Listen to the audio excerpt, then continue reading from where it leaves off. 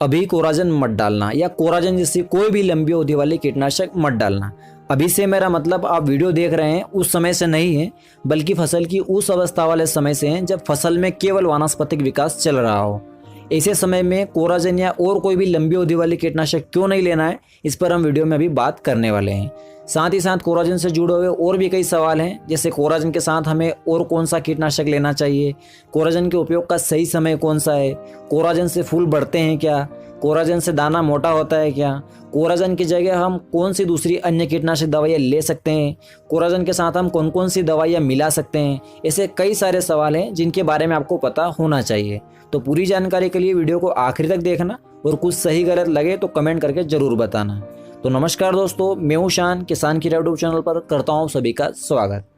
तो दोस्तों, किस समय हमें कोराजन या किसी और लंबी अवधि वाली कीटनाशक का उपयोग नहीं करना चाहिए? इसका जवाब है जब आपकी फसल में न तो फूल की अवस्था में हो और ना ही फल की अवस्था में हो। ऐसे समय में आपको कोराजन नहीं डालना चाहिए। ऐसे कई सारे कमेंट आए हैं जिनमें किसान भाई पूछ रहे हैं कि क्या 20 दिन की फसल में कोराजन डाल सकता हूं क्या?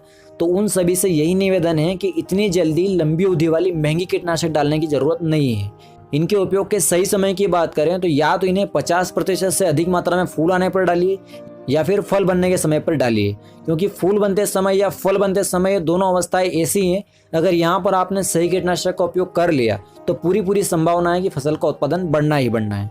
फूल बनने से पहले लंबी अवधि वाले कीटनाशक डालने का कोई फायदा नहीं है। यहाँ पर एक और सवाल आता है कि कोराजन को एक फसल में कितनी बार डालना चाहिए, एक बार, 2 बार या एक से अधिक बार? अगर आपको लंबी अवधि वाली कीटनाशक दवाइयों का पूरा 100% रिजल्ट चाहिए तो एक दवाई को एक फसल में केवल एक बार ही उपयोग करना चाहिए। या तो आप फूल आने के समय कोराजन को दे सकते हैं या फिर फल बनते समय कोराजन को दे सकते हैं। देना सिर्फ एक ही बार है, फूल के समय नहीं तो फिर फल के समय। अगर आपने फूल बनते समय कोराजन डाल दिया है या डालने वाले हो या डालना चाहते हो तो बेशक डालिए, लेकिन फिर फल बनते समय कोई दूसरी कीटनाशक लेना है, दोबारा कोराजन नहीं लेना है। यह बात सभी लंबी अवधि वाली कीटनाशक पर लागू होती है। अब यहाँ पर एक और सवाल आता है कि फिर लंबी अवधि वाली दूसरी कौन सी कीटनाशक डालेंगे?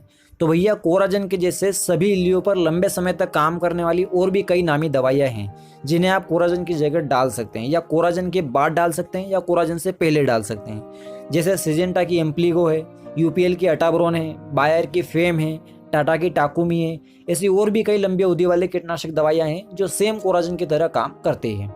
हालांकि मैंने इन सभी दवाइयों के ऊपर वीडियो बनाकर चैनल पर डाल रखा है, जहां से आप इनकी पूरी जानकारी ले सकते हैं कि कौन सी दवाई कितनी मात्रा में और कब लेना है। अगर हम यहाँ कोराजन के उपयोग की मात्रा की बात करें तो यह हर फसल में अलग अलग मात्रा में डलती है और कंपनी के द्वारा बताई गई मात्रा इतनी ज़्यादा है कि कई लोग दूर से ही हाथ जोड़ लेंगे कि बस अब तो नहीं डालना।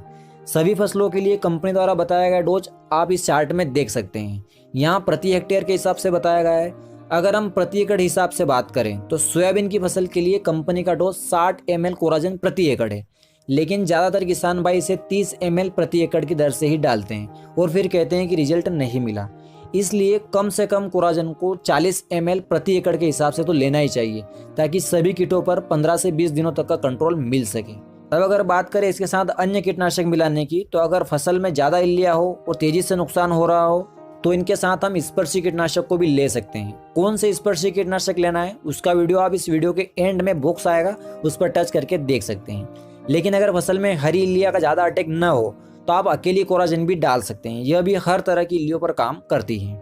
अब एक और सवाल ज़्यादातर किसान भाई पूछते हैं कि क्या कोराजन से फूल की संख्याएँ बढ़ती हैं? तो इसका जवाब है नहीं, क्योंकि यह एक कीटनाशक है और यह केवल कीटों पर नियंत्रण करता है। लेकिन अगर किसी फसल में कीट ही नहीं होंगे तो सभी फूल सुरक्षित रहेंगे ही सही।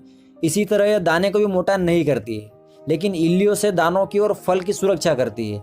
तो बिना डैमेज के फल वैसे ही बड़े आकार का बन जाता है, तो इसका फायदा हमें उत्पादन में देखने को मिलता है।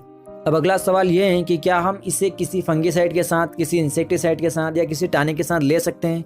तो बिल्कुल आप इसे किसी भी फंगिसाइड, इंसेक्टिसाइड या टानिक के साथ ले सकते हैं, लेकिन जो अन्य कीटनाशक आप इसके साथ लेने वाले हैं वह स्पर्शी कीटनाशक होना चाहिए, सिस्टेमेटिक नहीं होना चाहिए, क्योंकि कोराजन खुद एक सिस्टेमिक कीटनाशक है। कोराजन के बारे में ऐसे भी कमेंट आए हैं कि यह पर्यावरण के लिए और मानव जीवन के लिए यानी हमारे लिए नुकसानदायक है। तो इसके बारे में मैं इतना ही कहूँगा कि कोराजन हरे निशान के साथ आती है, और हरे निशान का मतलब यही है कि यह दवाई पर्यावरण और मानव जीवन के लिए हानिकारक नहीं है। लेकिन अगर आप किसी भी दवाई को बहुत ज़्यादा मात्रा में उपयोग करते हैं और एक ही फसल में बार बार उपयोग करते हैं तो फिर संभव है कि वह दवाई हमें नुकसान पहुंचाएगी ही, चाहे वह कोई सी भी दवाई हो। अब अगर आप मुझसे इसकी कीमत पूछने वाले हैं तो मैं आपको लगभग अंदाज़ा बता सकता हूं कि कोराजन का 150 ml का पैक 1800 रुपये के लगभग और 300 ml का पैक 3600 रुपये के लगभग और 600 ml का पैक 7000 रुपये के लगभग मिल सकता है। अब अगर वह कोराजन ड्यूपोन की हो या एफएमसी की हो या बीएसएफ की वेस्टिगोर हो, तीनों एक ही बात है, कोई सी भी ले सकते हैं, सेम टेक्निकल है, सेम दवाई है, सेम कीमत है और सेम रिजल्ट है। अब कौन सी फसल में कोराजन कितनी डालना है इसका चार्ट आप स्क्रीन पर देख ही रहे होंगे। वीडियो को यहीं रोककर आप इसे पूरा पढ़ सकते हैं या फिर मैं इस चार्ट का फोटो कम्युनिटी पोस्ट में लगा दूंगा, आप वहां से भी इसे देख सकते हैं। इस चार्ट में जो मात्रा बताई गई है वह कंपनी का प्रॉपर डोज है। अगर आप चाहें तो इसे अपनी मर्जी के हिसाब से कम भी कर सकते हैं, लेकिन बाद में मत बोलना कि ऐसा वैसा रिजल्ट आया है। तो दोस्तों उम्मीद करता हूं कि आपको कोराजन से संबंधित सभी सवालों के जवाब मिल गए होंगे। इसके अलावा भी और कोई सवाल हो तो कमेंट में लिख दीजिए। जानकारी अच्छी लगी हो तो वीडियो को लाइक कीजिए और अगर आपने अभी तक चैनल को सब्सक्राइब नहीं किया है तो नीचे दिए गए लाल बटन को दबाकर पास में लगी घंटी को भी दबा दीजिए।